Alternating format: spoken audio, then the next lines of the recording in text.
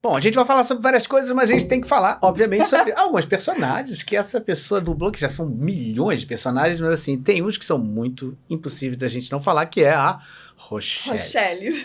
Rochelle. Cara, é sensacional. Você deve ter uma afinidade com essa personagem muito legal, Eu me acho parecida com ela. Mentira. Fisicamente. É mesmo? É. Fisicamente? Mas não o temperamento? Às vezes sim? Às vezes sim. Que engana, né? Você tem uma carinha assim que a gente engana. Não, De repente, tem uma carinha de calminha. Pode ter uma vozinha de calminha, mas agora eu já amadureci, né, gente? Mas eu já fui um pouco barraqueira. Tipo, eu era quietinha, mas não pisa no meu calo. É a Rochelle. É. Mas ela não é quietinha, ela é sempre meio assim, atacada, né? Eu não, era quietinha, mas não pisa que... Agora não, pode pisar, que eu, isso aí... Ai, tô com preguiça. O tempo vai fazendo isso, né? Vai amadurecendo. Eu acho maravilhoso isso, a gente vai ficando mais tranquilo. Mas que legal. Essa personagem, você lembra desde quando isso começou? Olha, isso foi na VTI. Eu fui contratada da VTI durante 11 anos. Eu amava trabalhar lá. Berbara. O dono, Vitor Berbara. Nossa, muita oportunidade eu tive lá e gostava muito dele, ele gostava muito de mim. E eu tive a oportunidade de fazer um teste para essa personagem. Isso não sei, isso deve ter uns 20 e poucos anos, quando tudo começou. 20 ou 20 e poucos anos, eu não tenho muita ideia. Mas, na verdade, eu fui chamada para fazer o teste e a voz dela nada tem a ver com a minha. Você já ouviu no original? Nunca ouvi o original. Ela é cantora de blues, de gospel. Então ela tem aquelas vozes potentes, assim, sabe? Olha. Nada tinha a ver com a minha. E eu fiz o teste com mais 2 dubladoras que tinham a ver com a voz dela. Mas eu olhei assim e falei, nossa, acho que não vou passar nesse teste, não tem a ver. Mas, ao mesmo tempo, eu sabia exatamente como ela era, porque eu tinha uma vizinha de janela... Essa vizinha me serviu para isso. O laboratório. Pois é, ela foi o laboratório. Eu fiquei escutando essa mulher no meu ouvido uns 10 anos. Ela era em frente à janela do meu quarto, do outro prédio, né? E ela era uma Rochelle. Ela tinha 3 filhos. As crianças eram uns amores. Quando ela chegava em casa, as crianças desesperavam. E eu tinha essa mulher no meu ouvido. Aí, teve até um dia que eu não achava que ela era a mãe das crianças, porque ela berrava tanto com as crianças que eu falava assim, bom, eu tenho que ligar para essa vizinha, para a mãe dessas crianças, para avisar que a pessoa com quem ela está deixando as crianças está infernizando essas crianças. Não chegava a bater, mas xingava, desesperava muito, muito. Eu preciso avisar. Aí eu consegui o telefone da mulher com o porteiro do prédio seguinte, do prédio, né, dela, e liguei. Quando eu liguei, eu falei, olha, eu sou sua vizinha do prédio da frente, eu queria avisar para você que a pessoa que você está deixando as crianças... Ai, meu Deus! Tá infernizando muito essas crianças. Aí ela falou assim, não, mas eu não deixo meus filhos com ninguém, eu não saio de casa. Aí foi o que eu fiz. Caramba! Aí eu... Não, então eu tô ligando pro vizinho errado. É a melhor coisa a falar na hora dessa. Então, não, desculpe, tô ligando pro vizinho errado. E fiquei... E era ela, era a própria. Mas como você conseguiu se certificar que era pela voz? Que você reconheceu falando no telefone? Sim, era a voz dela que você já ouvia? Sim. Aí, o que eu falei? Pronto, aí fiquei aguentando ela os 10 anos ali. Aí fui fazer o teste da Rochelle. Falei, ela é a minha vizinha. Eu já sei como é que ela é. E fiz a minha vizinha. E aí passei no teste, né? Caramba. Incrivelmente, sem ela ter nada a ver com a minha voz. Tanto que quando ela tá falando normal, tá dando entrevista...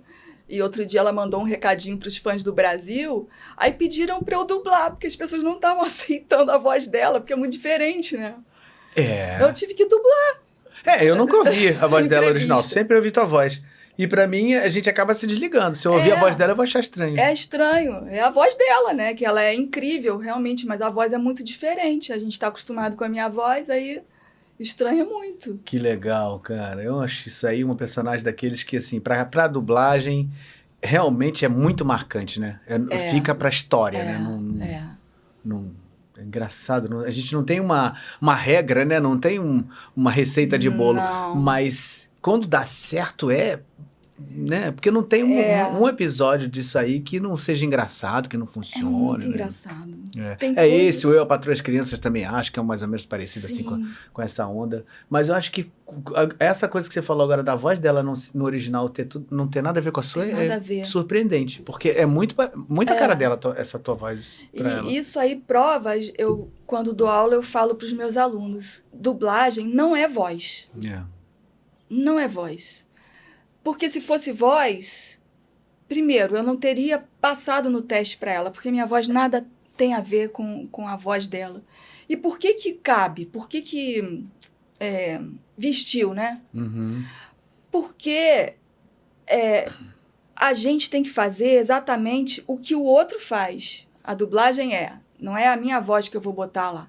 Eu vou fazer o que ela está fazendo, se fosse eu a fazer o que ela está fazendo e como ela está fazendo. Então, não deixa de ser eu fazendo, entendeu? Uhum. Então, eu não estou imitando um timbre e eu não estou copiando um jeito dela interpretar. Não. É como eu faria aquilo que já está feito. Ou seja, não é só como eu faria, porque aí não é dublagem. Aí é a Guilene, né? Uhum. Não, é como eu faria aquilo que já está feito por alguém. Uhum. É assim que dá certo, eu acho.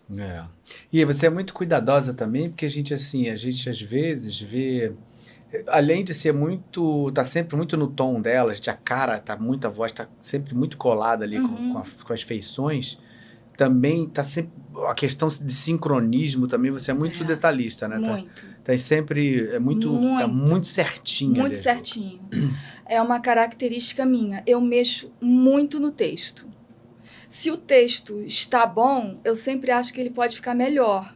Porque se ele já está bom quer dizer o quê? Ele começou e acabou certo, está do mesmo tamanho, não preciso adaptar o tamanho. Mas e as labiais? E se ela começa com uma boca de A desse tamanho e a palavra que o tradutor botou começa com U? Então, assim, o primeiro degrau é começar e acabar junto. Mas não pode parar por aí. Aí depois tem a primeira palavra e a última, pelo menos, tem que estar com a labial certa. Das vogais, pelo menos. Outro degrauzinho. Isso eu estou falando em termos de, quando eu dou curso de dublagem, como é que eu vou vendo a pessoa crescer. Primeiro vamos começar a acabar certo. Depois vamos pegar a primeira palavra e a última, vamos botar na labial certinha. E depois tem as labiais do meio, que muita gente passa por cima disso. Fiz um barulho agora, pá, no microfone. Então, muita gente passa por cima disso. E não, isso é o degrauzinho assim do requinte na dublagem. Quando você já está dominando a coisa, é hora de você partir para algo extremamente difícil de dominar, que são as labiais do meio. Isso eu acho que é o ponto mais difícil. É o ponto máximo. E tem muita gente que fala, muito dublador, diretor, o mais importante é a interpretação, né? E deixa o sincronismo um pouco de lado. Mas não, é dublagem. Então, o sincronismo ele é muito importante.